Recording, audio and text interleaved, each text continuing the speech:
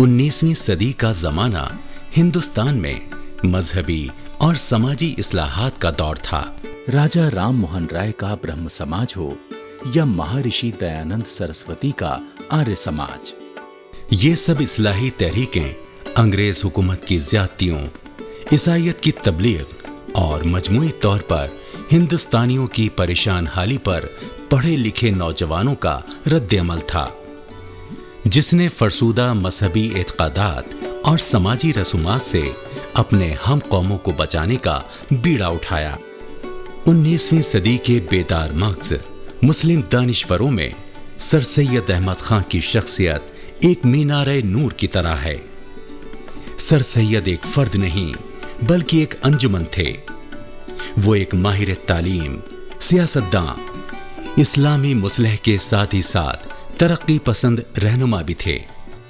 سر سید نے سن 1872 میں Mohammedan Anglo oriental school قائم کیا، جو 1877 میں کالج اور 1920 میں علی گڑھ مسلم یونیورسٹی بن گیا۔ ان کے اس کارہائے نمایاں نے مسلمان دانشوروں اور سیاستدانوں کی ایک ایسی نسل پیدا کی جس نے سر سید کے مشن کو علی گڑھ تحریک کی شکل دی اور ہندوستان میں مسلمانوں کے علمی، سیاسی اور سماجی مستقبل کا تحفظ کیا۔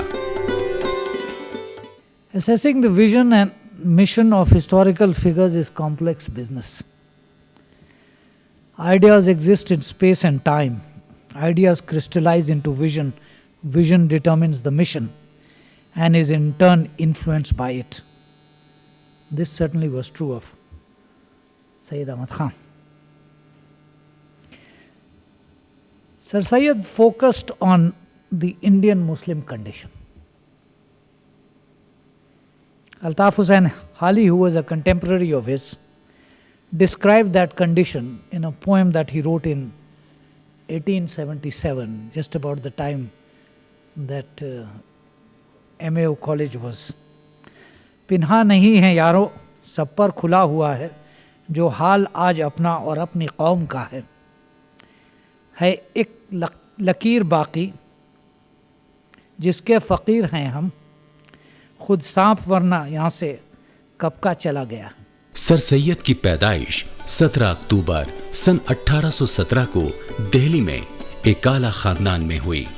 مانا جاتا ہے کہ ان کا خاندان افغانستان میں ہرات سے ہجرت کر کے شہنشاہ اکبر کے زمانے میں ہندوستان آیا تھا، مگر کچھ لوگوں کا خیال ہے کہ یہ خاندان عرب سے ہندوستان آیا تھا۔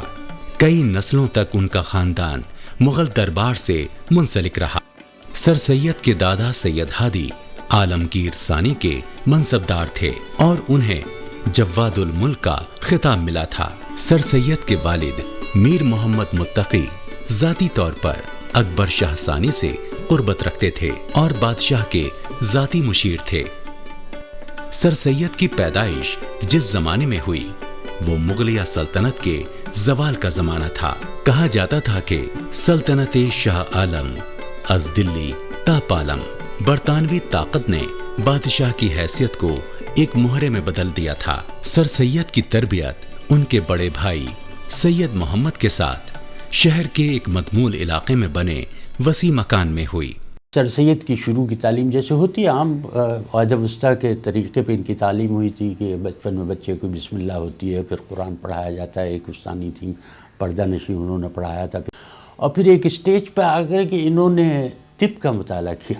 یہ زیادہ نہیں چلا، کچھ مہینے تک وہ ان کے ساتھ رہے۔ سن 1838 میں والد کے انتقال کے بعد انہیں اپنے دادا اور والد کا منصب ورثے میں ملا اور بادشاہ بہادر شاہ کے دربار سے عارف جنگ کا خطاب عطا کیا گیا۔ ان کے بھائی نے ایک پرنٹنگ پریس لگائی اور ایک اخبار سید الاخبار نکالنا شروع کیا۔ سر سید نے اس کی ادارت کا کام سنبھالا اور درباری نوکری چھوڑ دی۔ انہیں مغلیہ حکومت کے زوال کا اندازہ ہو گیا تھا، اس لیے انہوں نے ایسٹ انڈیا کمپنی کی سول سروس اپنا لی اور آگرہ کی عدالت میں سرشتہ دار مقرر کیے گئے۔ رابرٹ ہیملٹن دہلی میں جج تھا، اس کا تبادلہ آگرہ ہو گیا تھا کمشنری میں، یہ کمشنر ہو کے گیا تھا۔ اس نے وہاں جانے کے بعد ان کو یہاں خلیل اللہ خان صاحب سے کہا کہ میرے پاس بھیجیے، مجھے آدمی کی ضرورت ہے، اور ان کو نائب منشی کے طور پہ وہاں آگرے میں فتح پور سیکری میں ان کا اپائنٹمنٹ ہو گیا۔ اسی زمانے میں منصفی کے لیے ایک امتحان کا قاعدہ آ گیا، تو پھر انہوں نے وہ امتحان دیا، ان کے بڑے بھائی نے بھی دیا تو وہ فیل ہو گئے تھے، اور یہ اور ان کے ایک ماموزاد بھائی تھے ہاشم خان، ان دونوں نے تینوں نے امتحان دیا تھا، جس میں یہ اور ہاشم پاس ہو گئے تھے۔ 1840 میں انہیں ترقی دے کر منشی مقرر کیا گیا۔ اس زمانے میں سر سید نے باقاعدہ تصنیف و تالیف کا کام شروع کیا اور اردو میں مختلف موضوعات پر لکھنا شروع کیا۔ مصنف کی حیثیت سے سر سید کا سفر 1842 میں شروع ہوتا ہے، جب انہوں نے اردو میں مذہبی موضوعات پر رسالوں کا ایک سلسلہ تصنیف کیا۔ سر سید کی حقیقی عظمت اس حقیقت میں مضمر ہے کہ وہ پہلے ہندوستانی مسلمان تھے جس نے اسلام کی جدید تشریح کی ضرورت کو محسوس کیا اور اس کے لیے عملی اقدامات کیے۔ سر سید نے ایک پائنیئر ورک یہ کیا کہ کتاب لکھی تبیین الکلام فی تفسیر التوراۃ والانجیل علی ملت اسلام، جس میں انہوں نے توریت اور انجیل کو اسلامی نقطہ نظر سے سمجھنے کی کوشش کی، اور وہ احترام کی روایات جو اسلام کا ورثہ ہے اس کو سر نو یعنی دوبارہ اس سوسائٹی میں نافذ کرنے کی کوشش کی کہ جہاں ایک غالب تہذیب کی حیثیت سے عیسائیت آ رہی تھی اور ایک حکومت جو مسلمانوں کی جا رہی تھی، کہ اس میں ایک طالب علم کی شکل کیسے پیدا ہو۔ خاص بات یہ ہے کہ سر سید نے یہ کام آج سے 100 سال پہلے کیا۔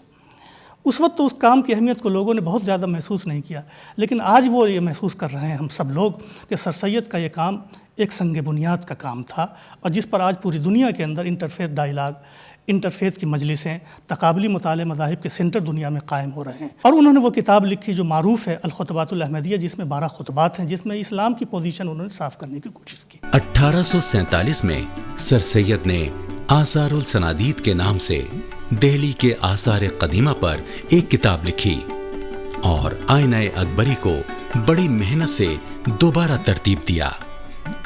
کہا جاتا ہے کہ آثار السنادید کے لیے تحقیق میں سر سید نے جان توڑ محنت کی۔ پہلی کتاب جو تاریخی ہے وہ دہلی پر ہے، اور اس پر انہوں نے اس کے جتنے آثار قدیمہ تھے ان کو اس طرح سے بیان کیا جیسے انگریزی کتابوں میں ہوتا ہے، کیونکہ جو انگریز افسر تھے وہ اسی طرح چاہتے تھے کہ ایک ایک عمارت کو لیا جائے۔ آثار السنادید اس کا انہوں نے نام رکھا، لیکن وہ لکھی انگریزی سٹائل میں گئی تھی جیسے انگریز چاہتے تھے۔ جو اس کا دوسرا حصہ تھا وہ تذکروں کی طرح تھا کہ اس وقت جو ان کے ہم عصر لوگ ہیں دہلی میں کیسے ہیں۔ انہوں نے ایک بہت بڑا کام شروع کیا، وہ یہ کہ آئین اکبری کا ٹیکسٹ انہوں نے چھاپنا چاہا۔ اس میں بہت کمزوریاں تھیں، اس میں شک نہیں، لیکن بہرحال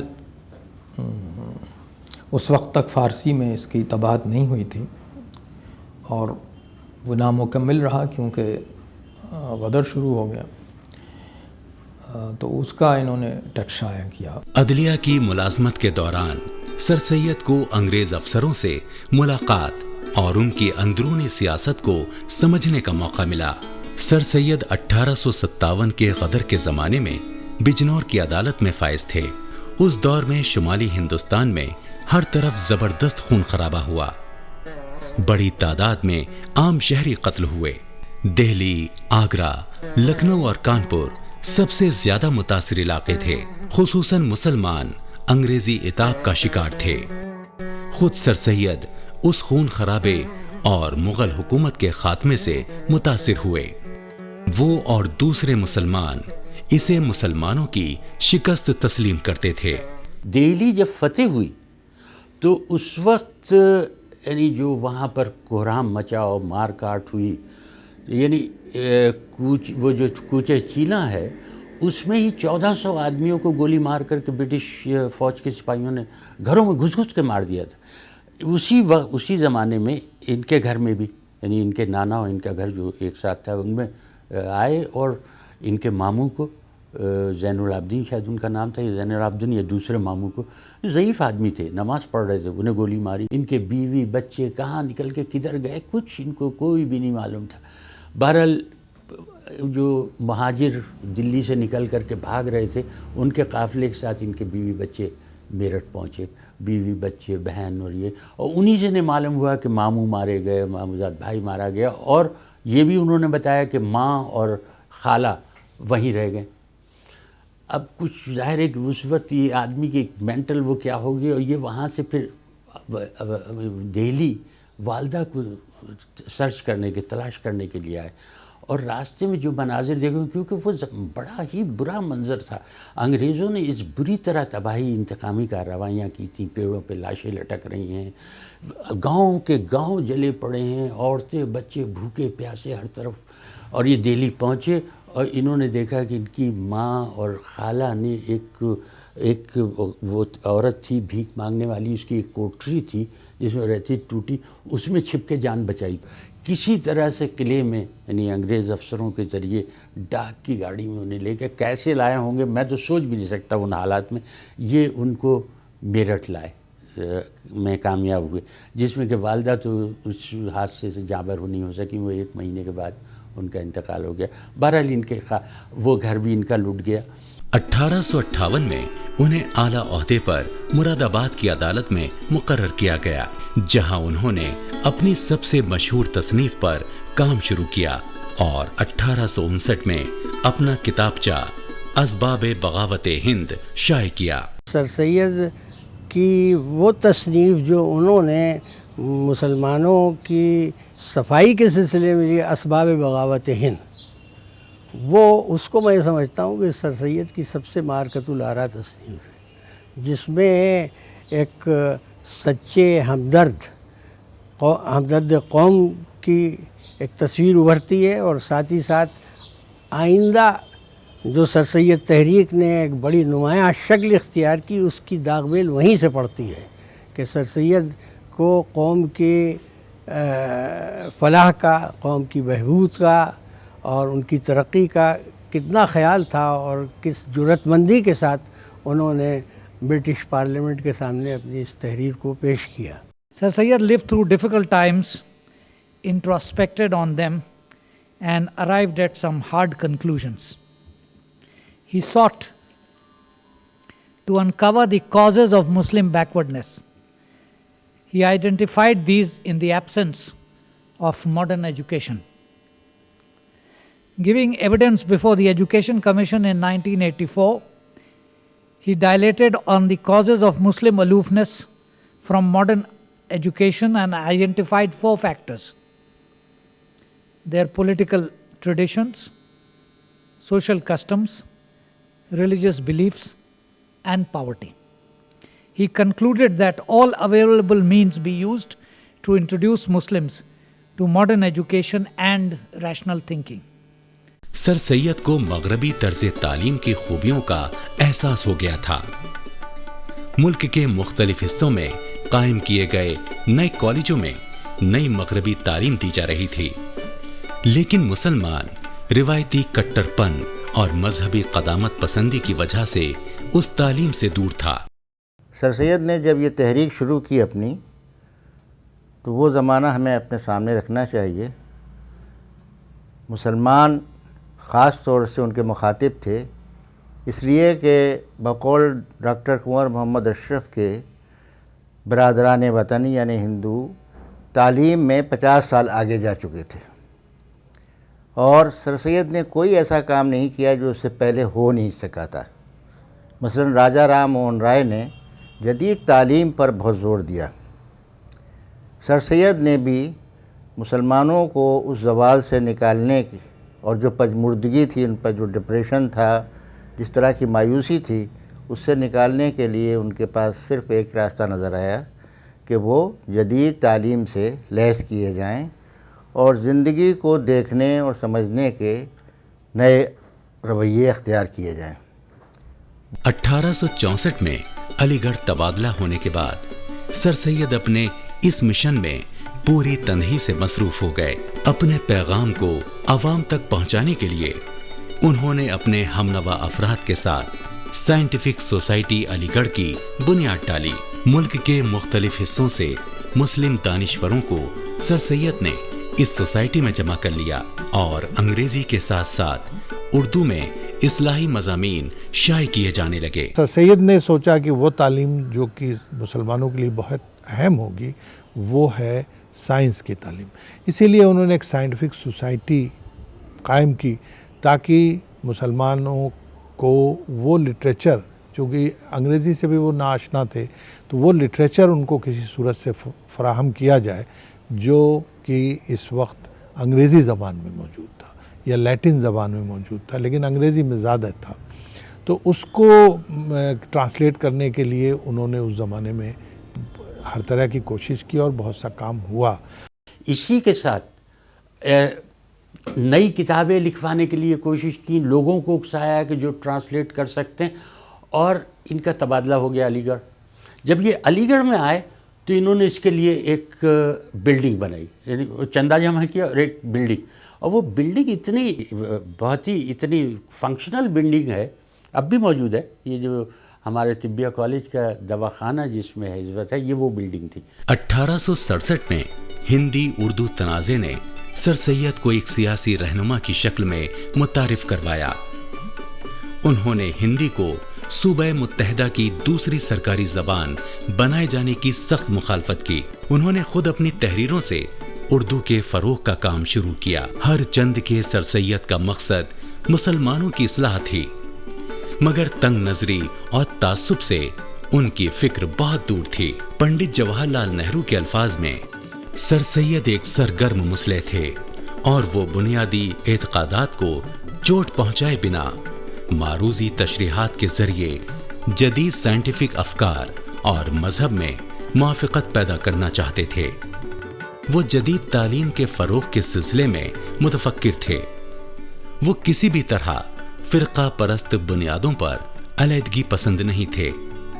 उन्होंने बार बार इस बात पर जोर दिया कि मजहबी इख्तलाफात को सियासी और कौमी अहमियत नहीं दी जानी चाहिए। अगर सर सैयद ने उस वक्त अंग्रेज़ों से मुफाहिमत के बजाय तसादुम का और मुखासिमत का रास्ता इख्तियार किया होता तो माफ़ कीजिएगा, आपके पास असबाब बगावत हिंद लिखने वाला कोई नहीं होता। आपके पास वाइसराय से की काउंसिल में हिंदुस्तानियों की नुमाइंदगी का मतालबा करने वाला कोई नहीं होता। सर सैयद लेजिस्लेटिव काउंसिल के भी मेंबर रहे और पब्लिक सर्विस कमीशन के भी मेंबर रहे और शुमाल मशरक़ी कानून साज काउंसिल के भी मेंबर रहे। तो बहैसियत मुक़न्नना के रुकन के उन्होंने बड़ी अहम खिदमात अंजाम दी। 1886 में पहली बार हिंदुस्तान में पब्लिक सर्विस कमीशन का क़याम अमल में आया और सर सैयद उसके रुकन बने। सर सैयद ने पहली बार हिंदुस्तानियों की आम फलाह के लिए ये फ़ैसला करवाया कि ICS का इम्तिहान जो सिर्फ लंदन में होता था वो हिंदुस्तान में भी हो और उम्र भी बढ़ जाए, यानी उम्र 21 साल से बढ़कर हिंदुस्तानियों के लिए 23 साल कर दी जाए। इसके अलावा सर सैयद बहैसियत सहाफ़ी भी एक बहुत अहम हैसियत रखते हैं। उन्होंने 1866 में पहली बार एक ऐसा अखबार निकाला जिससे हिंदुस्तान में कसीर लिसानी सहाफ़त का आगाज़ होता है। मेरी मुराद है उन्होंने अलीगढ़ इंस्टीट्यूट गज़ट निकाला जो पहला अखबार था जो बैक वक्त अंग्रेज़ी, उर्दू, फ़ारसी और अरबी के मवाद पर मुश्तमिल होता था। तो 19वीं सदी में कोई ऐसा अखबार हिंदुस्तान की तारीख़ में नहीं मिलता जो बैक वक्त 4 ज़बानों में छपता हो। सर सैयद ने पहली बार ये भी बावर कराया कि सहाफ़ी का मकसद सिर्फ इत्तला देना नहीं है बल्कि जहन साजी करना भी है। उर्दू नस्र निगारी में सर सैयद का एक मुनफरिद मुकाम है। उनकी सरपरस्ती में साइंटिफिक सोसाइटी अलीगढ़ ने मगरबी इल्म व अदब के उर्दू तराजिम का सिलसिला शुरू किया। सर सैयद के रफ़ीक़ों मोहसिनुल मुल्क, हाली और मौलवी अब्दुल हक बाबाए उर्दू ने अंजुमन तरक्की उर्दू जैसी तंजीमों की बुनियाद डाली। शिबली नौमानी की काविशों से उर्दू को रियासत हैदराबाद की सरकारी ज़बान करार दिया गया और उस्मानिया यूनिवर्सिटी में उर्दू को ज़रिया तालीम बनाया गया। सर सैयद की अदबी हैसियत को दुनिया तस्लीम करती है। हमारी नस्र اس سے پہلے عام طور پر مسجع اور مقفع نثر ہوتی تھی جو عام ضروریات یا علمی تقاضوں کو پورا نہیں کر سکتی تھی، اور سر سید نے عام زبان، جو عام فہم بھی ہو اور جو ذہن نشین کر سکے جن موضوعات پر خامہ فرسائی کی جائے، اس زبان کو انہوں نے رواج دیا. اور اردو ادب میں اتنا قداور کوئی شخص پیدا ہی نہیں ہوا جس نے نثر اور نظم دونوں کو بیک وقت متاثر کیا. اور اس میں بڑی کامیابی سر سید کی یہ تھی، جس کو آپ آدم گری کہہ سکتے ہیں. انہوں نے لوگوں کو اپنے گرد جمع کیا اور ان کو پارس کی طرح سونا بنا دیا. 1869 میں سر سید نے لندن کا سفر کیا. اسی سفر کے دوران انہیں KCSI کا اعزاز دیا گیا، جس کی وجہ سے انہیں اپنے نام کے ساتھ سر لگانے کا حق مل گیا اور وہ سید احمد سے سر سید ہو گئے. اسی سفر میں انہیں انگریزی تعلیم کی اہمیت اور افادیت کا شدید احساس ہوا. انہوں نے آکسفورڈ اور کیمبرج یونیورسٹیوں کو دیکھا اور دل میں مسلمانوں کے لیے ایک ایسی ہی یونیورسٹی بنانے کا خواب سجا کر واپس آئے. واپس آ کر انہوں نے اپنے اس خواب کو حقیقت کا روپ دینے کی ابتدا کی اور منصوبہ بند طریقے سے کام شروع کیا. 1870 میں انہوں نے تہذیب الاخلاق کے نام سے ایک رسالہ جاری کیا، جس کا مقصد یہ تھا کہ جس طرح انگلستان میں نشاط ثانیہ کے دوران بعض جرائد نے اور رسائل نے بیش بہا خدمات انجام دی اور وہاں کے تہذیب و تمدن اور وہاں کے معاشی مسائل اور ساتھ ہی ساتھ سماجی مسائل پر ایک نئی روشنی، نئے نقطہ نظر سے ان چیزوں کو پیش کیا. اسی طرز پر ہندوستان میں بھی اس قسم کی کوشش کی جانی چاہیے. چنانچہ انہوں نے تہذیب الاخلاق کے اجراء کے سلسلے میں اپنے مختلف اداریوں میں اور مضامین میں اس بات پر زور دیا کہ ہم یہی چاہتے ہیں کہ ایک ایسا پرچہ جاری ہو جو مسلم قوم کی ترقی اور اس کی اصلاح کے لیے اس میں مضامین لکھے جائیں. 1872 میں انہوں نے محمڈن اینگلو اورینٹل اسکول قائم کیا جو 1877 میں کالج بن گیا. سر سید نے اس کالج کو آکسفورڈ اور کیمبرج یونیورسٹیوں کی طرز پر قائم کیا. ان کا نصب العین تھا کہ برطانوی طرز تعلیم سے میل کھاتا ہوا ایک ایسا کالج تعمیر کیا جائے جہاں مسلمانوں کو اسلامی اقدار کے ساتھ ساتھ جدید تعلیم دی جائے. یہ ہندوستان کا پہلا اقامتی تعلیمی ادارہ تھا. یہ کالج ابتدائی طور پر کلکتہ یونیورسٹی سے منسلک تھا. 1885 میں اسے الہ آباد یونیورسٹی سے منسلک کر دیا گیا. اسی زمانے میں قانون کی تعلیم کے لیے ایک الگ اسکول بھی قائم ہو گیا. اب سر سید کا مشن اتنا آگے بڑھ گیا تھا کہ اسے اپنے لیے ایک الگ یونیورسٹی کی ضرورت تھی. سر سید 1898 میں یونیورسٹی کا خواب دل میں بسائے انتقال فرما گئے، مگر ان کا مشن جاری رہا. سر سید کے خواب کو تعبیر عطا کرنے کے لیے کالج میں نئے کورس شروع کیے گئے. 1907 میں لڑکیوں کے لیے ایک اسکول شروع کیا گیا. 1920 میں یہ کالج ایک یونیورسٹی بن گیا اور اس کا نام مسلم یونیورسٹی رکھا گیا. آندھیوں میں جل رہے ہیں جس کی طاقوں کے چراغ، جس نے ہر ذرے کو بخشا ہے شعور آفتاب. Sir Said vision, as I could understand, was truly national. The Aligarh movement, that he had launched at that time captured the imagination of the Muslim masses at that time, and that has crystallized in the shape of an institution, Aligarh, and that was the focal point of all the Muslims of this country. And people from all parts of the country used to come down to Aligarh for higher education. And everyone who came here, they all have become successful individuals. They have been able to make a grade. That is why we have thousands of leaders across the country now.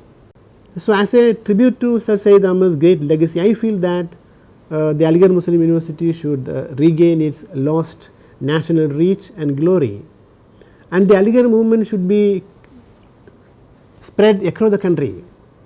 The vision of Syed Ahmad Khan was to restore vibrancy to the community of Indian Muslims, and the mission was to do it through modern education. There is no dispute about either. There is, however, a serious debate about the measure of his success. In my view, he succeeded to a point. इस इदारे ने मुसलमानों को एक ऐसा नया तालीम याफ्ता तबका दिया जिसने न सिर्फ मुस्लिम कौम बल्कि पूरे बर्रे सगीर में होने वाली समाजी तब्दीलियों में एक तामीरी किरदार अदा किया। सर सैयद के इसी मिशन की देन बर्रे सगीर हिंदू पाक में सियासी रहनुमाओं के अलावा उर्दू ज़बान व अदब के ऐसे बहुत से दरख्शंदा नाम हैं। सर सैयद के ख्वाब की ताबीर इसी यूनिवर्सिटी के एक मनचले शायर मजाज ने शायद सर सैयद के जज्बात को अपनी नज़्म नज़रे अलीगढ़ में ऐसी दिलकशी के साथ पेश किया है कि वो आज तक यूनिवर्सिटी का तराना बनकर गूंज रहा है।